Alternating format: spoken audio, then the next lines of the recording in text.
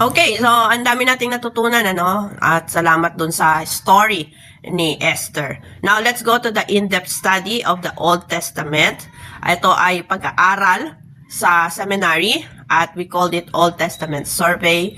Kaya lang, in-depth yung ating pinag-aaralan kasi sinusuyod natin ng maigi. No? Especially, inaaral natin yung mga canonization nito.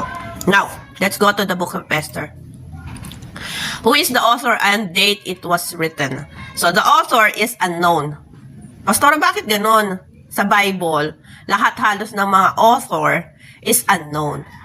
Hindi matiyak kasi wala naman kasing nagbigay ng kanilang permiso na sila yung sumulat nito or ilagay yung pangalan nila as the author. Unlike yung book of Ezra and Nehemiah, talagang inamin ni Ezra na siya ang gumawa nun. Kaya pinatunayan naman talaga that it was written by Ezra. However, other books, especially yung Torah, or what we call Pentateuch as well, ay talagang inamin ng author na siya sumulat nun, si Moses. So, the rest of the books, hindi natin talaga matukoy kung sino talaga yung mga writer neto. Unless na nga lang, ilagay nila yung talagang name nila. Okay, so the author is unknown. But in Jewish tradition, it suggests Mordecai. Sino si Mordecai? Siya yung Jewish na official na tito ni Esther. Okay? And the date it was written is likely between 460 to 350 BC, before Christ, during or shortly after the Persian period. What is the historical setting during the reign of King Xerxes? Hindi po to si King Artaxerxes na pinag-uusapan natin sa Book of Nehemiah and Ezra, okay? Ito po ay si King Xerxes the First, or tinatawag din sa pangalan ng Persia na Ahasuerus. Okay? At ito po ay nagre-range siya between the period of 486 to 465 BC. Now, let's go to another slide. Paano ito na-canonize? Again, canonization ay pagpapatunay na yung isang manuscript ay talagang ginawa ng isang Hudyo at hindi ng Griego or sino mang mga Hintil. Kasi para mapatunayan na ito ay history ng isang Hudyo, kailangan ang magpapatunay neto ay ang Hudyo din. Kaya nga, ginagawa ang canonization sa pamamagitan ng mga Jewish Bible scholar. Tinitingnan nila yung papel or yung bato kung saan inukit doon yung mga sinasabi or kinikwento ng isang author. Lahat iyon tinitingnan nila. Sinusuri nilang maigi kung ito nga ba ay dated sa ganito or dated sa ganyan. Ito ay sinusuri nila kung talagang sa Hudyo nga galing ito na mga pananalita. Kasi tinitingnan nila yung mga wordings doon. Kapag nakita nila may nasama doon na words na galing sa Griego, hindi nila iyon ibinibilang na manuscript ng mga Hebreo. Okay? Now, Esther was accepted into the Hebrew Bible. So, bakit inaccept itong Book of Esther compare sa mga books ng mga Catholic, ng mga named then under their name? Kasi nga, pinatunayan ito, it was already canonized. So, it is part of the Tanakh of the writings Ketubim. So, when we say Tanakh, ito ay manuscript ng isang Hudyo. At Ketubim is a writings made by Hebrews. It was strongly supported because it explains the origin of the Jewish festival of Purim. It preserves a historical account of God's deliverance of His covenant people, though God's name is not mentioned in the book of Esther. Jewish leaders recognize God's sovereign hand working behind the scenes. Although, during the times na magbabasa kayo ng Book of Esther, hindi nyo talaga mababasa doon if sino si God or nagsalita si God. No, wala. Pero ipinakikilala doon that God is a powerful and sovereign God because He is the only persona na pwedeng gumawa ng bagay na iyon sa mga Israelites. Wala nang iba. Kaya, although hindi man naisulat yung sinabi ni Lord, hindi mo talaga makikita doon, pero makikita mo doon yung miracle working God. No? Now, Jesus and the early Jewish community accepted Esther as scripture and it was later affirmed in the Christian Old Testament canon. So, si Jesus, in-acknowledge niya yung Book of Esther. And he even mentioned Mordecai. No? And yung early Jewish naman na community or the Bible scholar, Jewish Bible scholar, inaccept nila ito as scripture made during the time of Esther. At yun nga, sinabi nila na it was written by Mordecai. Now, for the purpose of the book of Esther was written to show God's sovereign protection over His people even in exile. So kahit na nga ba, alam mo yon, tumalikod yung mga Israelites sa Lord, tapos nahati pa sila sa dalawang grupo, no? Yung North and Southern. Still, ang Lord, sovereign siya. Nagpo-protect pa din siya sa mga Israelites kahit na nga ba hindi siya na-mention doon sa Book of Esther. Now, pangalawa, explain the institution of the Feast of Purim. So, ano ba tong Feast of Purim? So, ang Purim po, ito yung isang pagdiriwang ng mga Hudyo na ginugunita ang pagliligtas ng Diyos sa mga Hudyo during the time of Queen Esther. At naisulat ito sa aklat ni Esther. So, from there on, sineselebrate na nila ito kasi nailigtas sila ng Diyos. At yung pagpapatunay na nabigo sa masamang plano si Haman, isinulat yan dun sa Book of Esther. Ano pa? Yung pagliligtas ng Diyos sa kanyang bayan. No, na yun nga, hindi sila i-annihilate. When we say annihilate, yung papatayin silang lahat. At, syempre, na instead na malungkot ang lahat, nagkaroon sila ng celebration. That is why it is celebrated. Upang nasa ganoon, laging maalala ng mga Israelites kung ano yung ginawa ng Diyos. So until now, they still celebrate this kind of feast. No? Itong piyesta na ito. So, Pastora, maganda pala ang piyesta. Okay ang piyesta kung naka-address ito kay God. Pero kung ang piyesta is naka-address sa rebulto, hindi po okay. Malinaw po ba yun sa ating lahat? Okay, number 3, encourage God's people to have courage, faith, and obedience in difficult times.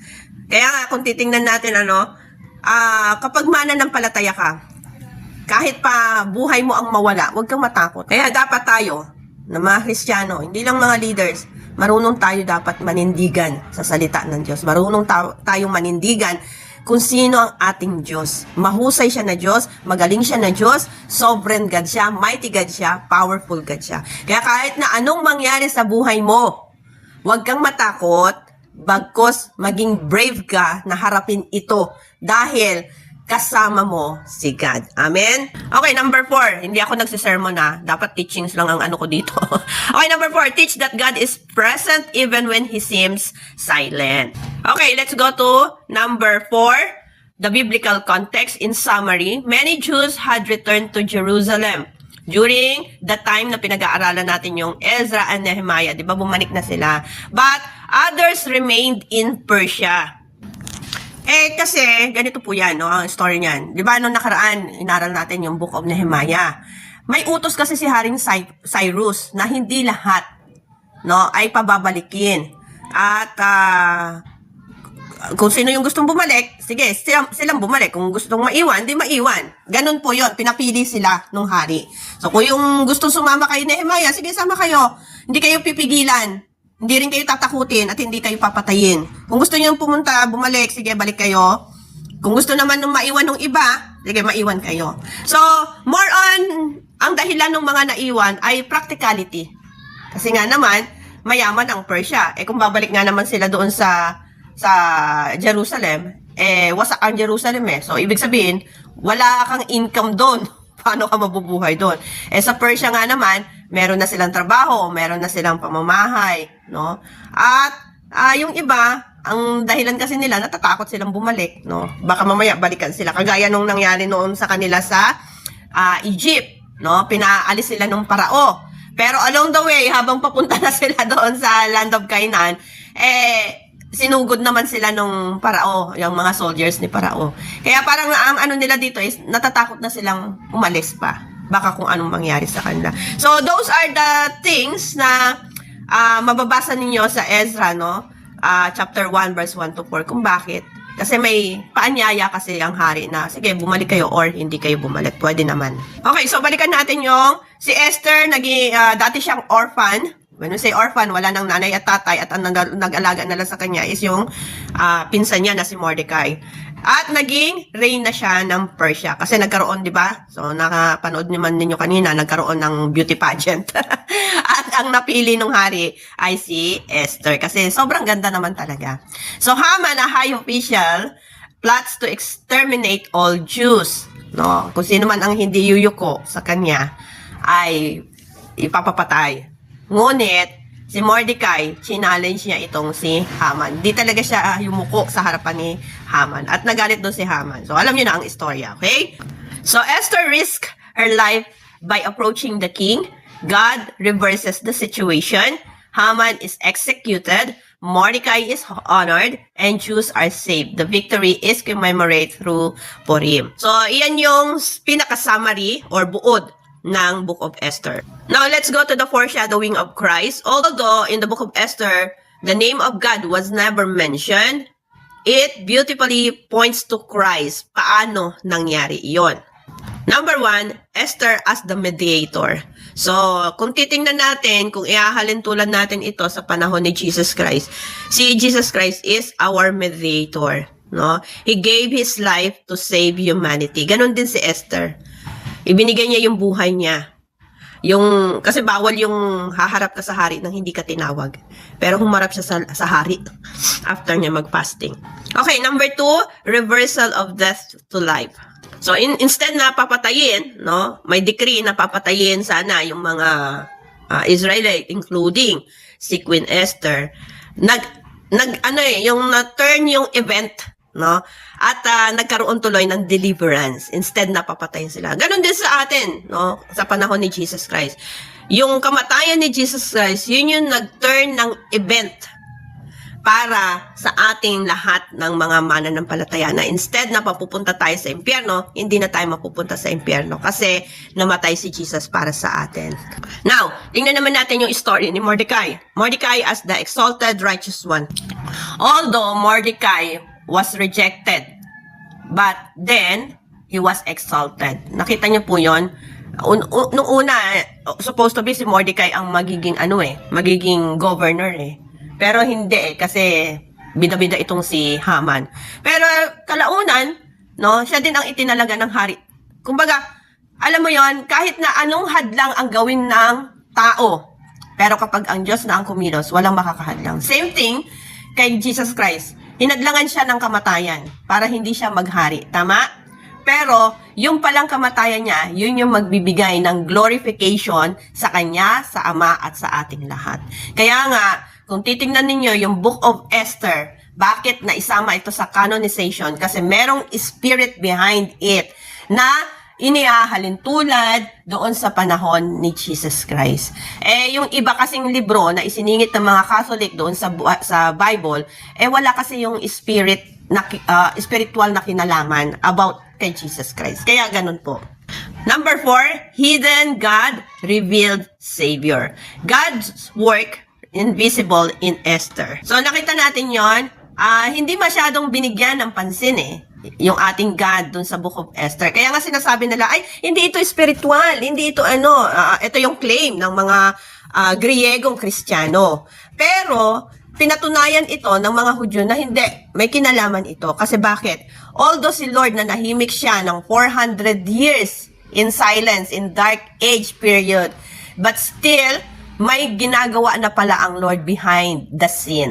Nakita niyo po yon? 400 years, ang tagal nun na pananahimik ng Diyos. Pero hindi porke nanahimik, kagaya ng topic natin ng Sunday, hindi porke nanahimik si Lord, ay hindi na siya tumutugon sa atin. Magugulat na lang tayo na after ng kanyang mahabang panahon na pananahimik, bibiglain na lang tayo ng Lord sa isang magandang event na mangyayari sa buhay natin. Ganun kasi si Lord, no? Napakabuti niya talaga. Kaya makikita natin doon na God is so great talaga Hindi ka talaga pababayaan ng Lord. Amen? Okay, now in conclusion, even when God seems silent, He is never absent. The Book of Esther is a story of God's hidden yet sovereign work in protecting His people. Though God's name is never mentioned, His hand is clearly seen as He uses ordinary people who believe on what God do even in impossible way. Give courage and perfect timing to turn a death sentence into deliverance. And that is how God works in us. Yung alam mo yon, yung parang akala ko wala nang ginagawa si Lord, pero meron pala. At mapapaiyak ka na lang Kasi grabe yung gagawin ng Lord sa buhay mo. It teaches that God It teaches that God preserves His covenant people, calls them to act with faith, and replace them or places them for such a time as this. So, dito nakita natin sa Book of Esther na kapag nangako ang Diyos, tapat siya sa kanyang pangako. Hindi siya sinungaling na Diyos. Ano man ang sinabi niya, He will do it. Mag-antay lang tayo ng perfect timing ni God. That's what the Book of Esther is teaching us. Yung antayin natin yung perfect time ng Lord. So, after 3 days, tsaka lumapit itong si Queen Esther. After they pray and fasted for 3 days. Hindi agad-agad nung sinabi ni Mordecai, sige na, puntahan mo na yung hari at kausapin mo. No, hindi agad-agad nag-act si Queen Esther. He waited for 3 days. After that, saka siya lumapit. Kasi alam niya, yun na ang perfect time. And then, and even in the Old Testament, makikita mo dun si Jesus Christ, no, after 3 days, tsaka siya nag-rose from the death. Kasi, may ginagawa si Jesus Christ sa panahon na kung saan nananahimik siya sa himlayan. Kasi, 3 days, nandoon siya sa ilalim ng impyerno. At kinakausap niya ang mga tao doon. In-explain niya lahat ng mga nasa libro. For 3 days, pinaliwanag ni Jesus Christ sa kanila na maraming beses na siyang nanawagan na manumbalik kayo, pero hindi kayo nanunumbalik. Kaya sabi ni Jesus Christ, it is time now na i-reap ninyo yung lahat ng mga ginawa ninyo. Pastora, saan po yan makikita? Actually, makikita yan sa 1 Peter chapter 3 verse 18 to 19 na sinabi ni Jesus Christ doon na nagdusa siya sa lahat ng mga kasalanan ng tao, namatay siya sa krus, no? Ngunit ang kanyang espiritu ay nangaral sa mga espiritong nakabilanggo. Saan yun? Doon sa hell. Okay? So dito pinapahilwatag na ng 1 Peter o ni Peter na pumunta si Jesus Christ for 3 days, nandun siya sa ilalim lang ng hell para nang isabihin sa mga tao, nangaral mismo, no? So, basahin nyo na lamang po yan. And in Ephesians chapter 4, verse 8 to 10 naman, bumaba siya sa lupa at ibinahagi niya. So, ibig sabihin, pumunta talaga siya sa ilalim, no? And then, sa Acts chapter 2, 2 to 7, Luke chapter 23, verse 43.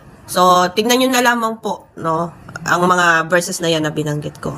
Okay, so that is for today's lesson about the Book of Esther. Praying na marami po kayong naintindihan, naunawaan patungkol sa book na ito. At sana dalhin nyo ito, no? Itong courage na ito na ginawa ni Queen Esther. Amen? So tayo pong lahat ay manalangin. Magtatawag po ako ng magko-closing prayer.